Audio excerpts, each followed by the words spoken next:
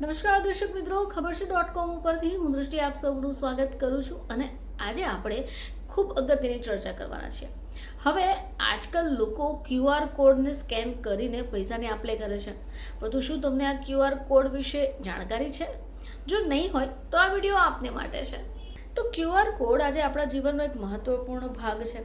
હવે mobile application દ્વારા આપણે ઓનલાઈન પેમેન્ટ કરીએ છીએ, રેસ્ટોરન્ટમાં મેનુ સ્કેન કરીએ છીએ અને QR કોડનો ઉપયોગ આજકાલ દરેક વ્યક્તિ કરે છે. પરંતુ આ નાનકડા સફેદ કાળા કલરના ચોરસ QR કોડની શોધ કોણે કરી અને એ જાણીએ તો કે સૌથી પહેલા ઉપયોગ ક્યાં થયો. જો કે આજે QR કોડ છે એની શોધ અને એની સફર રસપ્રદ છે. તો આ એક પ્રકારનો 2D બારકોડ છે જે માહિતીને વર્ટિકલ અને હોરિઝોન્ટલ બંને દિશામાં સ્ટોર કરે છે.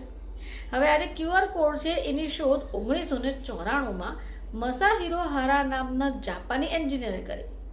હવે એવો ડેન્સો વેવ નામની કંપનીમાં કામ કરતા, જે ટોયોટા ગ્રુપની એક પેટા કંપની છે.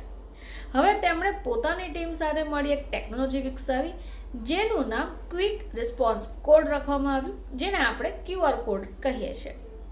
હવે આ મસાહિરો હારાએ આઈડિયા તેમના લંચ બ્રેક દરમિયાન રમાતી ગો નામની એક જાપાની બોર્ડ ગેમમાંથી મળ્યો. હવે આ જે ગેમ છે એમાં પણ કાળા સફેદ પથ્થરનો ઉપયોગ થાય છે, જે ગ્રીડ ઉપર ગોઠવાય છે. હવે આ ગ્રીડે જ તેમને પ્રેરણા આપી જેથી એ દિશામાં તેઓ માહિતીને સંગ્રહિત કરી શકે. હવે આ જે મસાહિરો હારા પ્રોડક્ટ ટ્રેકિંગને ફાસ્ટ અને સચોટ બનાવવા માટે એક ઉકેલ ઈચ્છતા હતા. હવે આ જે બારકોડ છે એમાં ફક્ત મર્યાદિત માહિતી જ સ્ટોર કરી શકાય છે. હવે આ QR કોડને શરૂઆતમાં ઓટોમોબાઈલ્સ ઇન્ડસ્ટ્રીમાં ગાડીઓના પાર્ટ્સને ટ્રેક કરવા માટે બનાવ્યો. જોકે કંપની એવું ઈચ્છતી હતી કે એક એવો કોડ બને જેને ઝડપથી સ્કેન કરાય અને માહિતીને સ્ટોર કરે. હવે આ જે મસાહિરો હારા હતા તેમની ટીમ સાથે મળી તેમણે QR કોડ બનાવ્યો, જે સૌથી પહેલો ઉપયોગ 1994માં જાપાની ઓટોમોબાઈલ ઇન્ડસ્ટ્રીમાં એનો ઉપયોગ થયો હતો. હવે આ ટોયોટાની ડેન્સો વેવે કોડનો ઉપયોગ ઓટોમોબાઈલ્સના પાર્ટ્સની ઓળખ કરવા, વાહનોને ટ્રેક કરવા કર્યો. હવે અહીંયા પછી એની લોકપ્રિયતા એટલી બધી વધી ગઈ કે એનો ઉપયોગ health care, retail, food packaging અને મોબાઈલ પેમેન્ટમાં પણ થવા લાગ્યો.